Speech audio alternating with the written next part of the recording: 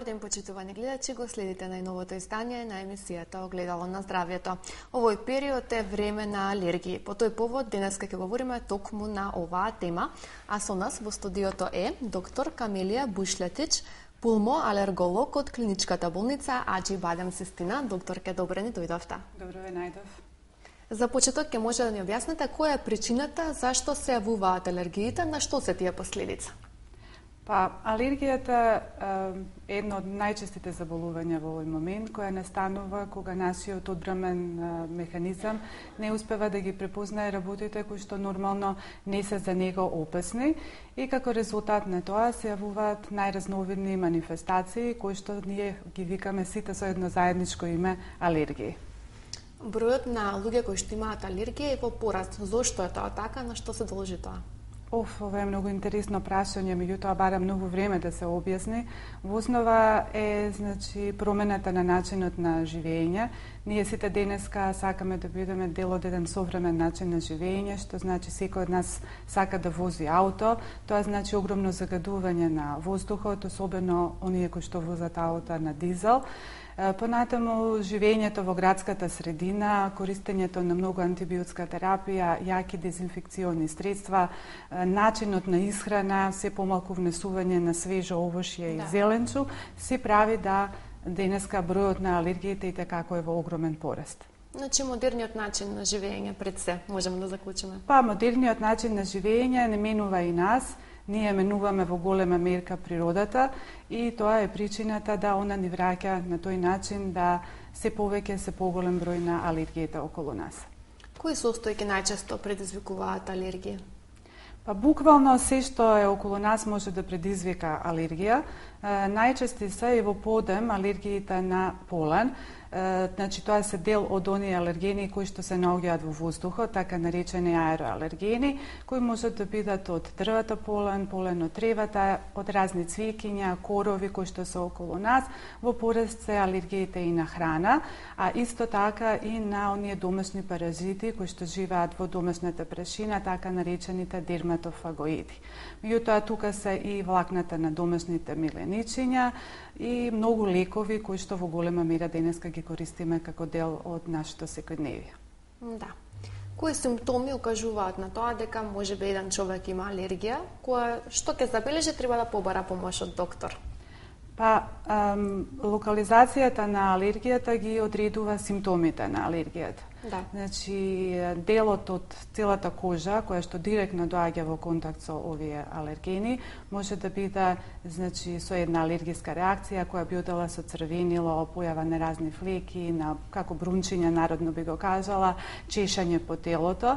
Ако доаѓа во контакт со слузницата на респираторниот, на дишниот тракт, тука имаме симптоми од носот, како што се кивање, чешање, затнат нос, понатаму се јавуваат проблеми со очите, црвенило едно, болка, сметање на светлото, чувство на пецкање, на глоцкање во очите и ако алергенот доаѓа во контакт со слузницата на нашиот дигестивен тракт, значи трактот за исхрана, тогаш може да оди со чувство на подуеност на стомакот, ретки и чести столици, болка во стомакот и најразновидни други манифестации. Значи, она што ја дава симптоматологија е уствари местото на кое што доаѓа и се остварува контактот измеѓу алергенот и нашиот одбранбен механизам. Меѓутоа, овие симптоми се карактеристични за некои други заболувања. Како да препознаеме дека се работи за алергија или сепак треба да отидеме на матичен лекар па тој да ни каже што се случува со нас? Проблемот е што колку и да изгледа едноставно, значи многу ако го прашаме секој човек малтане, он барем еднаш во животот ќе каже да имав алергија на нешто. Да. Дијагнозата не е баш така едноставна, пошто и многу други заболувања можат да одат со такви симптоми. Ако почнеме на пример од очите, едно воспаление вирусно на очи може да оди со чувство на сметање на светлост, црвенило, солзење. Да. Ако е носот, тогаш тука се една огромна група на на значи други заболувања, инфективни, инфективни заболувања пред се на стинките, кои што заедно со значи алергискиот ринит се најчестите промени кои што се јавуваат на носот. Понатаму разна една инфективна, на пример диареја може да оди со симптоми кои што потсеќаат на значи алергија, но има многу други ситници кои што се земаат во обзир кога се поставува дијагнозата за да не дојде до забуна. Зошто преку носот одат сите овие најчести алергиски заболувања? Па, кога го спомнуваме носот, ние пулмоалерголозите сме многу горди на носот и никако сакаме да се бориме и избориме за него, бидејќи тој е многу битен за респираторниот тракт, всушност е влез во дишните патишта и воедно и чувар на дишните патишта, па сите оние партикли од надворешната средина, и микроби, и вируси, и алергени доаѓаат точно преку носот. Да. Носот е дел горен од респираторниот систем и нема да имаме контрола на заболувањата на дишните патишта и на белите дробови, ако немаме контрола на заболувањата кои што се на носот. Да. На кој начин ги диагностицирате алергиите? Каков е овој процес? Па, диагнозата прво се почнува од една анамнеза, значи кога и кои се симптомите кои што поради кои пациентот се јавил на доктор, нормално прво кај матичниот, па после го препраќаат кај нас, пошто ние сепак субспецијалистички работиме на таа проблематика. Да. И кога ќе дојде пациентот, повторно се распрашува кои се тие тегоби, кога се јавуваат тегобите, колкава е јачината на овие тегоби и во зависност од тоа се прави проценка за какви понатамошни испитувања треба да се превземат. Обавезно, ако пациентот, бидејќи најчестата манифестација е тој алергиски ринит, значи тоа алергиска манифестација на носот, кога пациентот ќе даде дека кива, шмрка, се чеша, што е посебно го разликува од другите ринити чешањето, да. Значи онда се прават кожни тестови на аероалергени. Тоа се 17 аероалергени кои што треба ние да ги испитаме и кои ни се наложени како еден стандард за испитување на аероалергијата. Покрај тоа можат да се направат и специфични тестови преку крвта, тоа е така наречениот специфичен IgE за одделни алергени или за храна, не мора само за аероалергени, и за некои лекови, и во зависност од тоа после правиме проценка дали пациентот има навистина алергија или не. Да. Може би ви изгледа дека е многу едноставно, дека само кога ќе добиеме резултатите и врз основа на тоа може да се каже дали пациентот е алергичен или не, но не е баш така, бидејќи позитивни тестови, крвни или кожни, не мора да значат алергија. Може да значат само една преосетливост и хиперреактивност на организмот кон овие дадени алергени, да. Но не значи алергија и не значи третман. Така да е малце покомплексна работата во однос на оно што на почетокот ви изгледа сигурно. Сигурно нашите гледачи ќе ги интересира колку алергиите се наследна болест.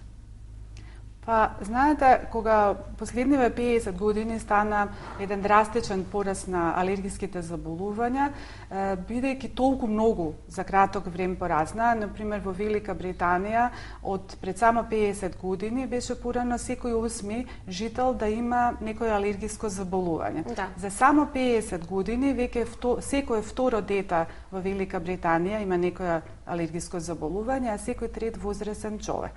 И наједноставно беше прво да се побара одговор зошто е ваков скок во алергиските заболувања во значи наследството. И се најдоа голем број на гени кои што се одговорни за појава на алергиите, но не значеше дека ако имате ген за алергија, дека во текот на животот ќе ја добиете. Да. И, например, се знае дека за една алергиска астма да наследите, гените се одговорни 30 до 40%, а уопште стилот на живењето, местото на живење, вашето однесување е она кое што може да доведе да во текот на животот вие добиете алергија, односно сега во овој конкретниот случај го спомнав астмата, но и не мора да ја добиете. Да. Доктор Буштетич, како алергици се лекуваат и како вие ги лекувате во клиничката болница Аџи-Бадем Систина? Па, пристапот е прво да се тргнете од алергенот. Да.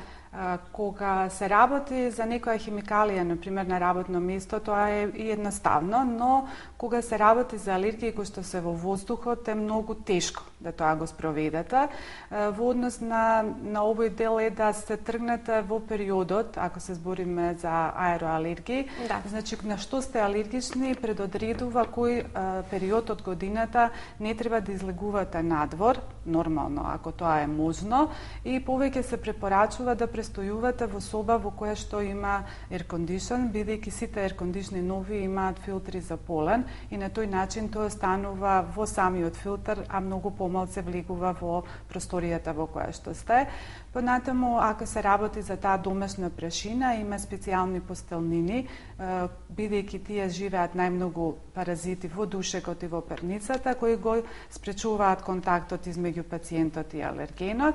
Ако се работи за храна, тогаш нормално се препорачува да се води голема сметка што се јаде и да се избегнува онаа храна на која што пациентот знае дека е алергичен на еден определен период, после што може да стекне и толерантност кон таквата храна. Ако се лекови, избегнување на користење на овие лекови, и тоа е тој дел кога зборуваме за тргање од алергенот.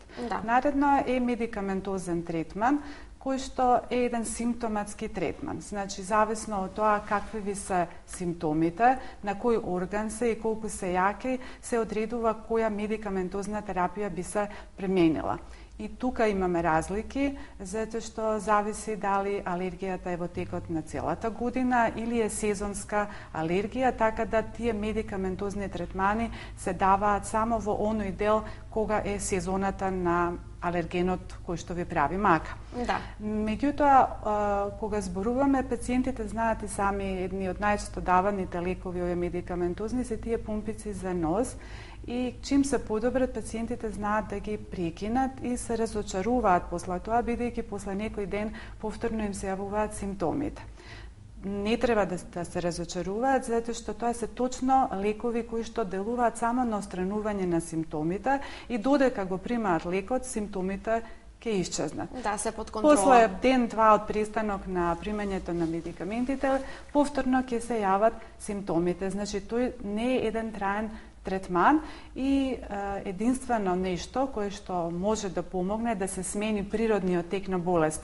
Значи да вашата алергија се намали или исчезне, но не доживотно, туку на еден определен временски период, е давањето на таа имунотерапија која што ние во Аџип Адам ја применуваме секојдневно. Што подразбира оваа имунотерапија која што ја применувате вие? Пациентите мои ја викаат скратено вакцина и малце тука се прави страв и неспоразум, затоа што не е тоа класична вакцина. Да. Всушност, тоа се алергени во ниски дози, значи она што на што сте алергични, ќе го примате во еден определен период и со еден определен ритам, во многу мала доза, и со тоа имунолошкиот систем создава уствари антитела, кои што доведуваат да кога повторно ќе стапите во контакт со тој алерген, они прават негова блокада и не дозволуваат да тој синџир на имунолошки реакции кои што настануваат кај алергијата се јави, а на пациентот не му дозволуваат, значи да има тегоби кои што се врзани со тој тип на алергија. Да. Не е тоа промена на одбрамбениот наш систем. Значи не значи дека ќе се намали или ќе се зголеми за некои заболувања, дека ќе бидете поподложни на инфекции или ќе бидете појак. Исклучиво делува на оној алерген на кој што се третирате. Значи, тоа е слично, јас знам да правам споредба со вакцината за ТБЦ. Значи, она може да ве заштити само од ТБЦ, но не ве штити од другите, например, од морбили или од паротити, од други работи, значи, исклучиво, циљано за она за што сте алергични.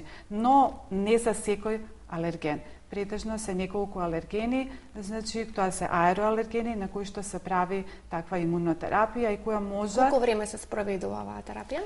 Имунотерапијата може да биде брза, значи или подолго трајна, во оној дел кога пациентот доаѓа еднаш неделно кај нас. Од 9 недели, значи еднаш неделно доаѓа, прима вакцина, пола сат останува под наша обсервација И тоа е заради тоа што во тие 9 недели или зависно од типот на вакцината, некој пати 3 месеци, значи еднаш неделно, тоа се пола саат само, до постигнување на една доза на одржување.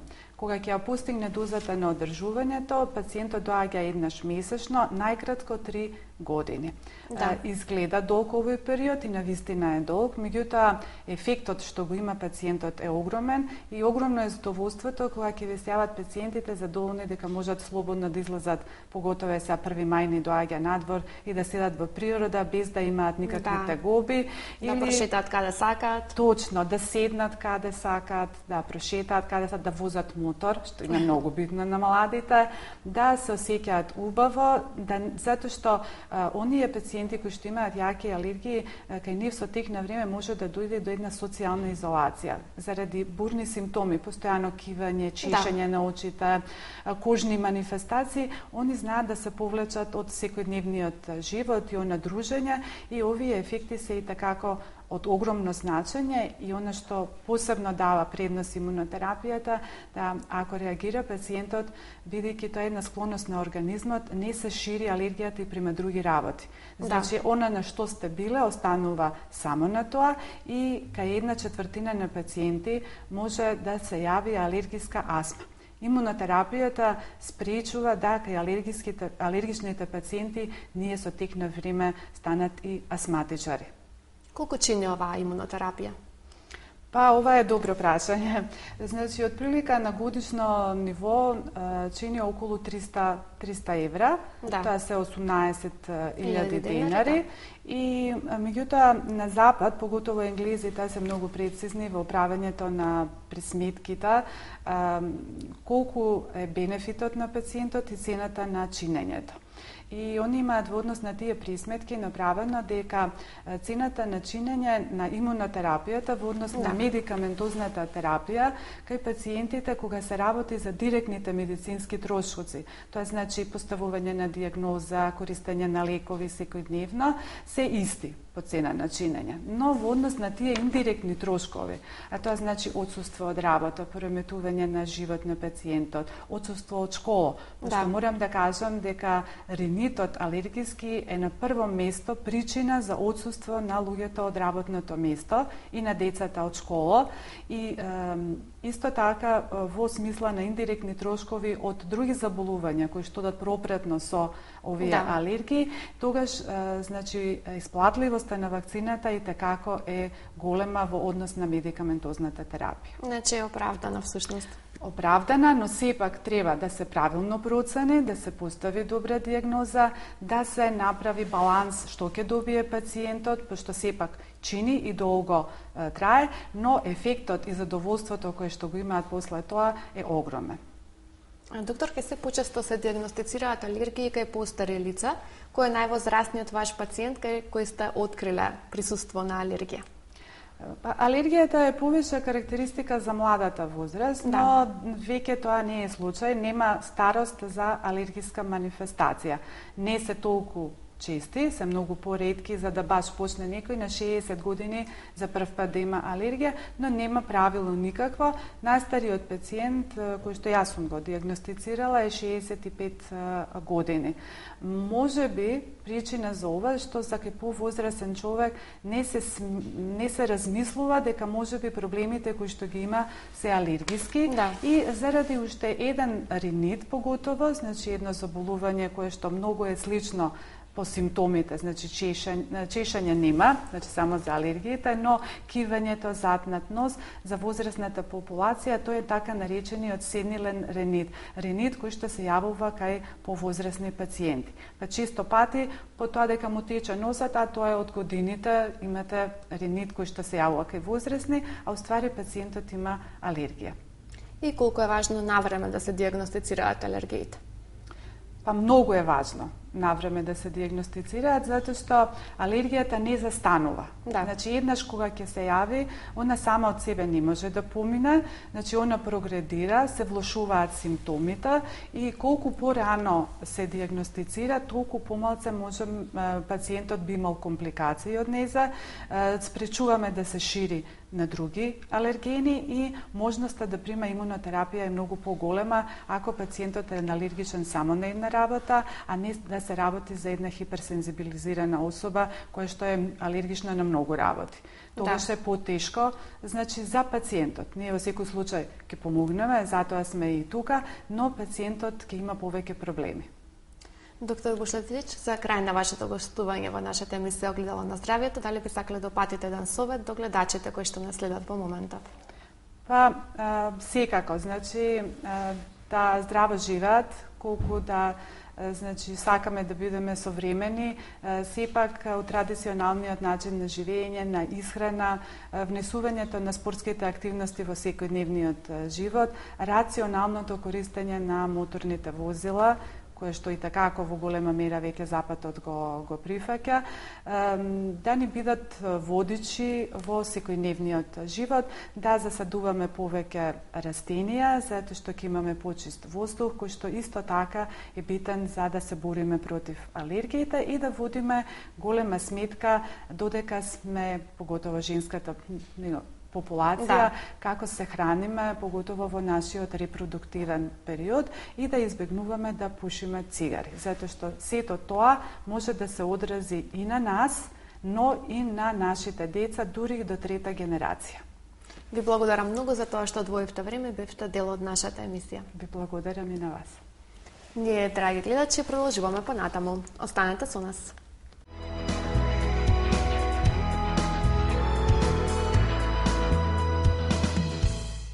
Во рубриката Интересни научни истражувања посветени на здравјето на луѓето, во ова издание на емисијата Огледало на здравјето ви подготвивме еден прилог кој говори за тоа дека ѓумбирот помага во борбата со алергиите, а истовремено го подобрува и помнењето. Погледнете зошто е тоа така.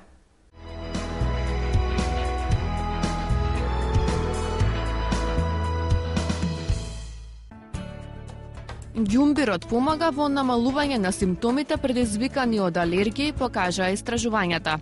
Овој корен е добар за борба против знаците на алергија, како течење на носот, солзење на очите и кашлање.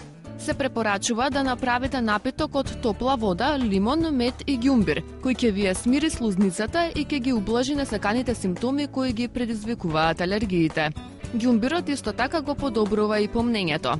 Неодамнешно истражување спроведено во Тајланд наблюдувало жени на возраст од 50 до 60 години, кои редовно го вклучувале ѓумбирот во својата исхрана. После половина година кај нив се забележало подобрување на когнитивните функции и помнењето. Научниците заклучиле дека заради тоа ѓумбирот може да биде добар за превенција на Алцхаймеровата болест, благодарение на противвоспалителните својства. Ѓумбирот може да помогне кај болка во зглобовите и мускулите, бидејќи делува како аналгетик. Доколку чувствувате помала болка, тогаш од помош ќе ви биде шолја чај од ѓумбир. Ѓумбирот има смирувачко дејство врз сите органи, а особено на дигестивниот тракт. Некои студии го сместија ѓумбирот меѓу намирниците кои помагаат за регулација на нивото на шекер во крвта, па со тоа и меѓу сојузниците во борбата против вишокот на килограми. Покрај тоа, моќниот ѓумбир го спречува дебелењето во пределот на половината и стомакот. Размислете убаво за позитивните страни на ѓумбирот и сами одлучете дали тој треба да стане дел од вашата трпеза.